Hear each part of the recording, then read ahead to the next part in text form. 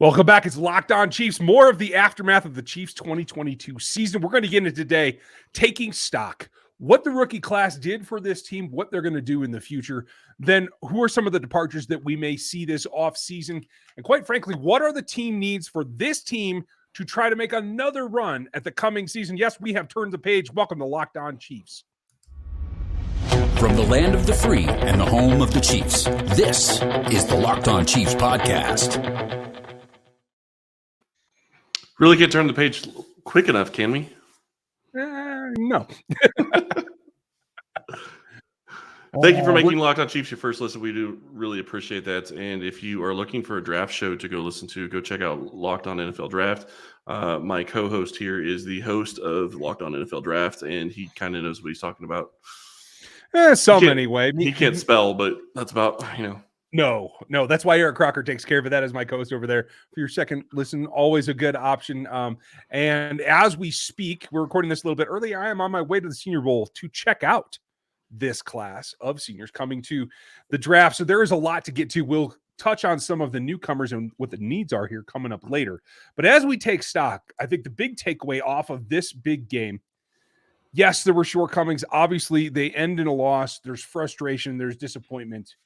But I think probably the brightest spot for me is just how much contribution you got from the rookie class and continual. No one hit the rookie wall. No one dropped out. Like we saw Trey, Creed, and Bolton in particular play in that game, play well in that game, those three particular guys. I think lost in all the disappointment here is just how good this rookie class has been for this team. It's been fantastic, and Bolton had a chance late in the game to come up with a huge turnover. Dropped it as he was going to the ground. I'm not saying I blame him for it. It was a really tough catch, especially for a linebacker. You would think that a guy that is going to be playing as a D-back would have a better opportunity on something like that, kind of like what Snead did earlier on. But Bolton played fantastic for this team, and I think he's going to really grow into his role going forward. So I'm excited about that. You start looking at the rookies. What more can you say about Creed Humphrey and Trey Smith? They played fantastic. Trey actually got hurt going into the end of the first half in the game, and he came back out and played, as far as I know, as far as I saw, every single snap in the second half. So, kudos to him, and I'm glad they have him, and I'm glad they have Creed Humphrey, obviously. But Trey Smith, to be fair, is probably one of the toughest guys on the offensive line, and he is definitely an attitude setter. So it's good to have him and to see what he's going to be doing going forward. Yeah. I completely agree with you on the attitude setter as well. He's got the nasty there. I even tweeted one of them out that people wanted to complain were a blindside. I actually looked at the rule again. It was not a blindside. It might have been a crackback, so I can't tell if that was just the reffing that day, but it shows the tenacity. And that's one thing that this team has been lacking. So for not just Creed Humphrey to play at his Pro Bowl level. I know he got a bunch of all-pro votes. I think that will continue in the future. But to have Trey next to him, now they have another year, another offseason to get through this. This is only going to get stronger. The question is going to be who's going to line up on the right side of them? Is Lucas Niang going to recover to the point that he can contribute? Because this class looks like cornerstones. Bolton, him, Creed himself. Noah Gray played more snaps than I think, maybe not as much as we thought last OTAs, but certainly more than we thought once the season started. So I do think that he's going to have a role going forward that's going to be pretty significant as well. There's a lot there. And I think if the Chiefs front office, even despite the departure of Ryan Poles, can pull something off like that where you get that, even 2/3 of that, if you get two guys that contribute like that next season as rookies, they're in really good shape going forward. They are, and I am curious as to where they're going to replenish this year, because last year they attacked the offensive line, and obviously they did a fantastic job. Replacing 5 starters on the offensive line is next to impossible, and they did it, and they did it well. There's going to be questions as who's going to be the right tackle. I believe, as we're sitting here right now, you would have to imagine that Orlando Brown is going to be franchise tagged, but that's a story that's another discussion for another day. But there's also questions on that, because you saw late in the season how his style really kind of hampered the team at times. And so it's going to be interesting to see what they decide to do there. But with trading away the picks to get him, I can't imagine he's not here. Yeah, I agree. Whether it's a long term or that franchise tag, I think that's about balancing the cap. We're going to talk about that in a couple of minutes. But I think that project of redoing the offensive line, you can cross that off for the most part. Again, a little bit of injury question with Lucas Niang, and if they feel that they need to draft or free agent, like bolster that. But that is a significant one. They're going to have some offseason projects that maybe aren't as drastic in a complete rebuild or involve as many players, but they do have things to get done. We're going to get to some of those here coming up after we talk about some departures. BetOnline is the place you need to be able to check out. There might be less football being played right now, but BetOnline has way more stuff to bet. Player performance props to where the next fired coach is going to land. BetOnline is the number one spot for all things NFL betting in 2022. And with the new year comes a new updated desktop and mobile website. To sign up today and receive your 50% welcome bonus on your first deposit, just use your promo code Locked On to get started. It's not just football. BetOnline's basketball, hockey, boxing, and UFC odds coverage is the best in the business. From sports right down to your favorite Vegas casino games, BetOnline is your number one wagering destination. BetOnline, the fastest and easiest way to wager on all your favorite sports. Play your favorite games. BetOnline, where the game starts. Now, I don't think departure-wise that we have to talk about the offensive line because while you may lose somebody whose contract is expiring, I can't remember who that is off the top of my head. Nobody that has played significant snaps is going to be here. I think Kyle Long was a 1 year. Obviously, Laurent Duvernay-Tardif has moved out the Chiefs books. So you can see the building blocks already in place. That doesn't mean there aren't some others, particularly on the defensive side of the ball. You're going to see this defense evolve. And some of it is going to be just per performance. Some of it's going to be about cost as well, right? Absolutely. And really quick before we jump into departures, since we're going to be talking about it, Kansas City has $14 million in cap space for 2022. That sounds like a pretty decent amount. Here's the problem. They have only 39 players under contract for 2022.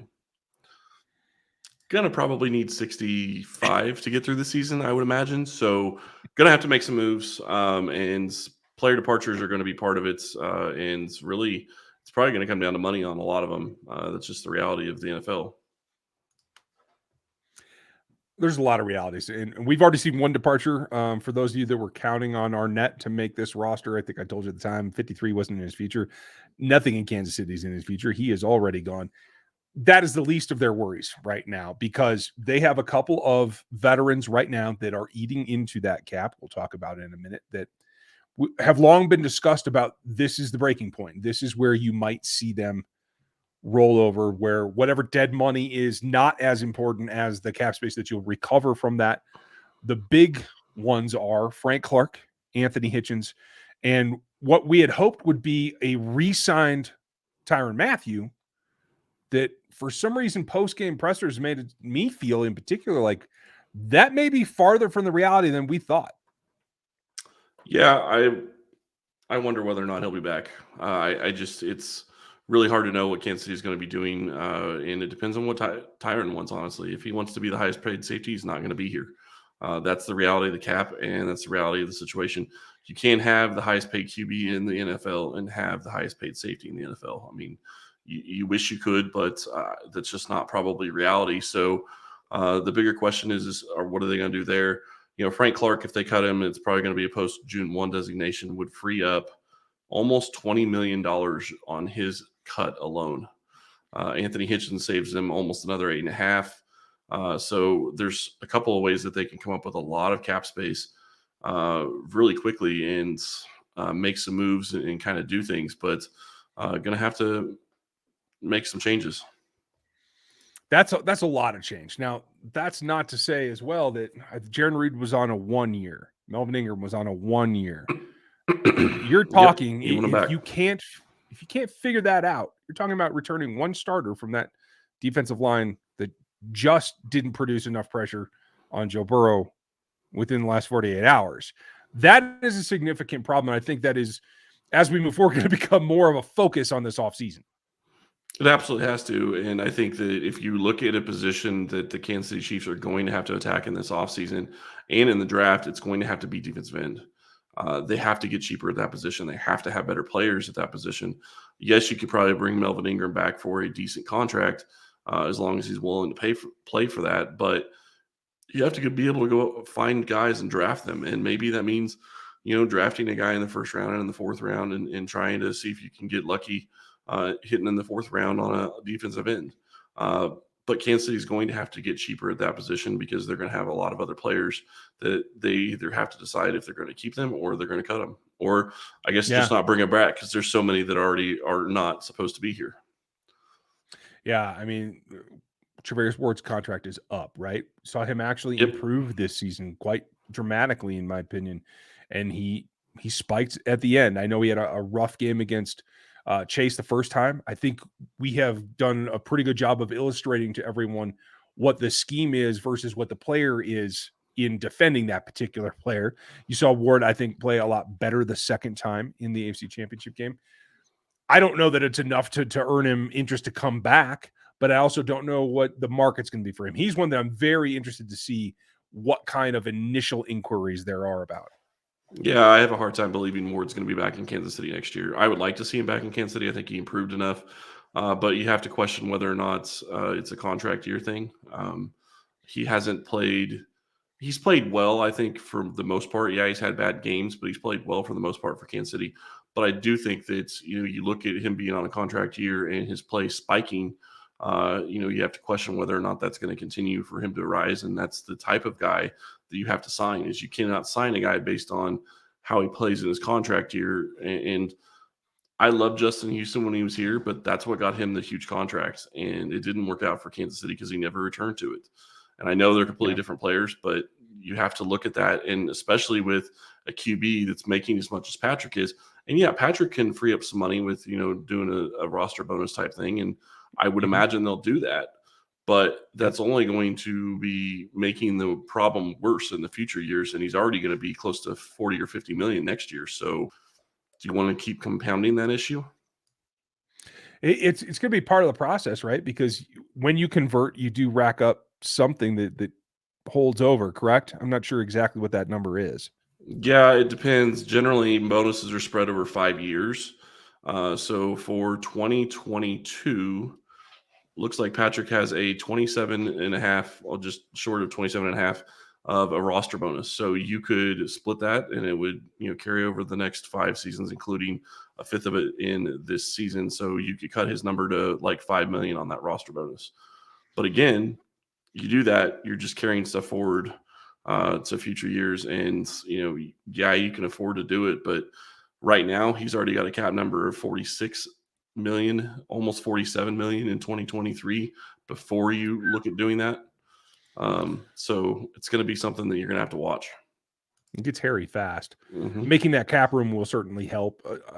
We'll see what happens with Orlando. And I think the Tyreek Hill contract situation is going to come into play as well. And so it all goes back to what can you do on the defensive side, because clearly you need the help. I think what this championship game has shown us is that you do need more dynamic pass rush. It's not enough to be the classic power edge in today's game. And the quickness the ball comes out with, the volume of the passing downs, you have to be somebody that's also in better shape.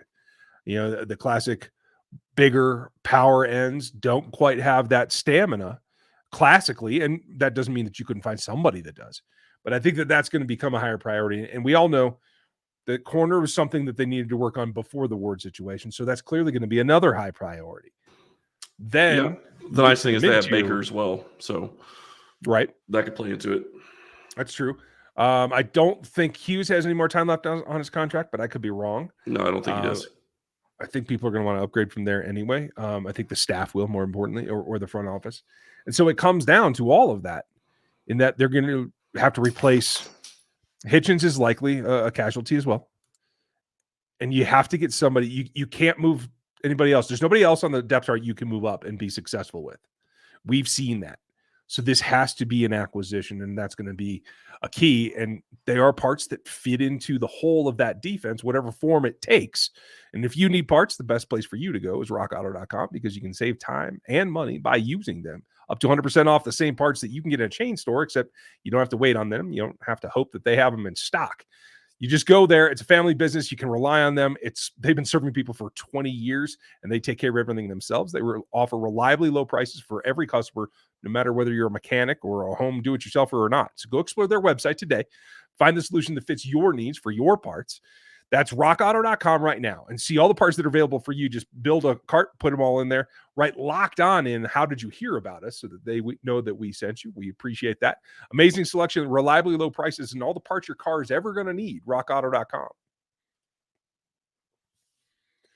Okay. Acquiring talent is a challenge. What we're going to see in the next few weeks is the preparation for free agency, both coming and going. And I'm trying not to overreact to this AFC Championship game. But until this game, I felt like they would be minor players like we've seen them in the past. Do you think anything has changed, or do you think that there's something pressing enough that they have to go out and get active in free agency off the bat? I still think, and I said this yesterday on the show after the game, I still think they need to go out and get a third weapon. I understand you don't agree, and I understand that McCole Hardman had flashes at times, but that is not enough in the NFL. And if they want to consistently be able to beat teams, they need another weapon of some sort. McCole has his role and he has his ability to do things. Byron Pringle, I think, played well. I think he could be a great number 3 or number 4 wide receiver, but they needed a legitimate number 2.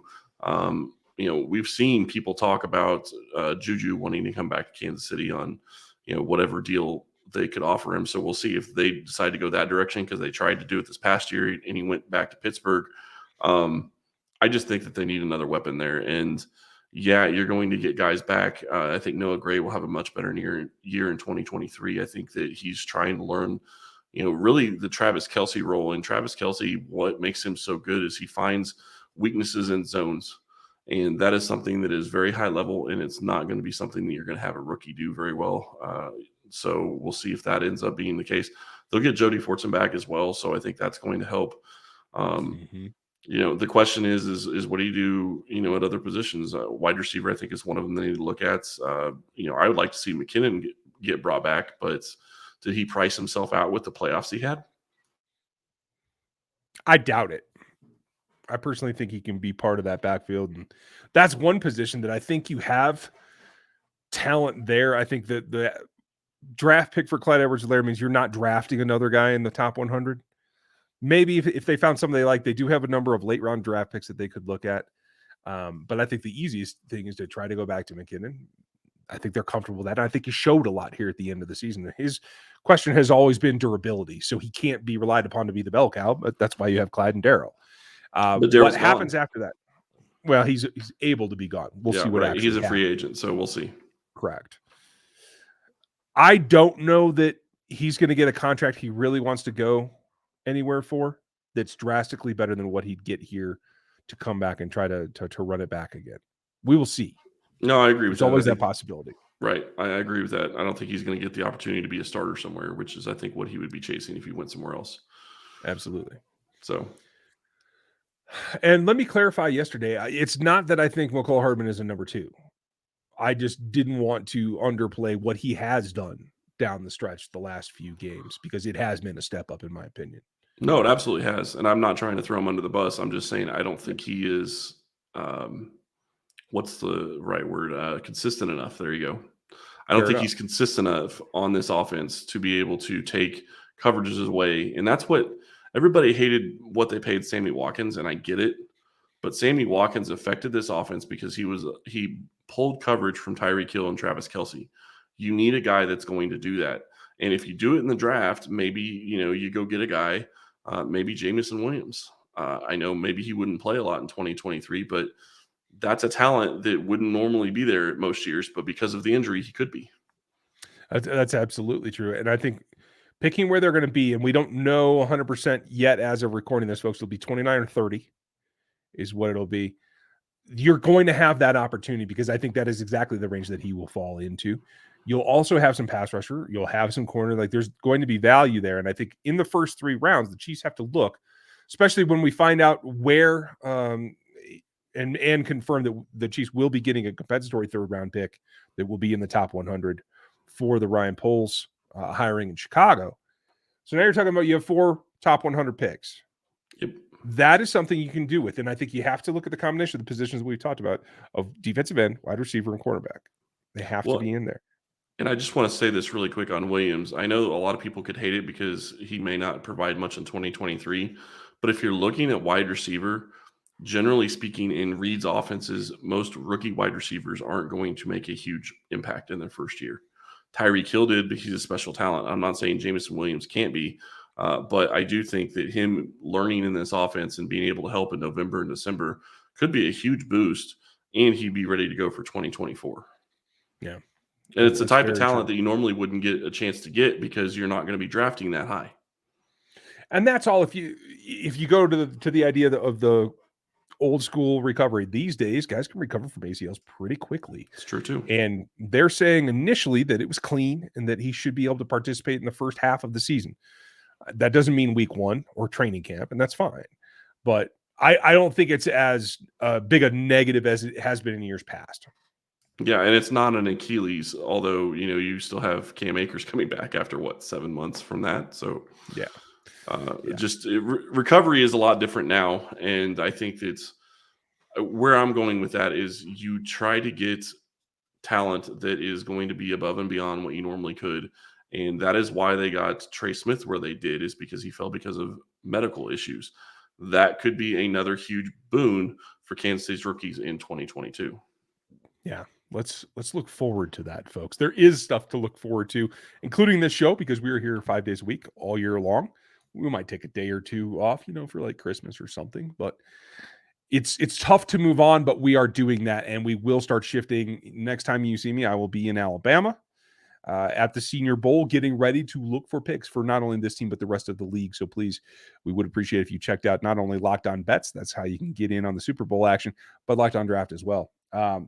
And I think over the next few days, we'll probably refine a little bit more about just how important the other positions other than these big 3 are, right, Chris?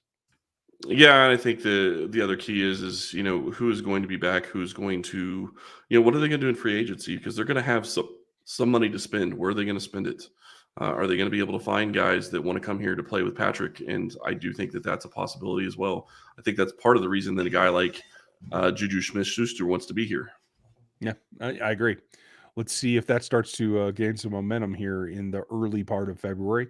Things do get going at a pretty good clip. The tampering season is open, folks. So we'll see what happens from that. Yes, it is. Like I said, we'll be with you all the time. So don't let this be the end of your time with us on Locked On Chiefs. We'll definitely continue right through the offseason. We hope that you're here for the ride, because what happens next is what fuels next February and what the Chiefs will be doing. So thank you for spending your time with us. If you would like sub and hit the bell on YouTube, you'll find us there as well. And your comments are always welcome, as well as your iTunes reviews. We appreciate that. We're free on every platform.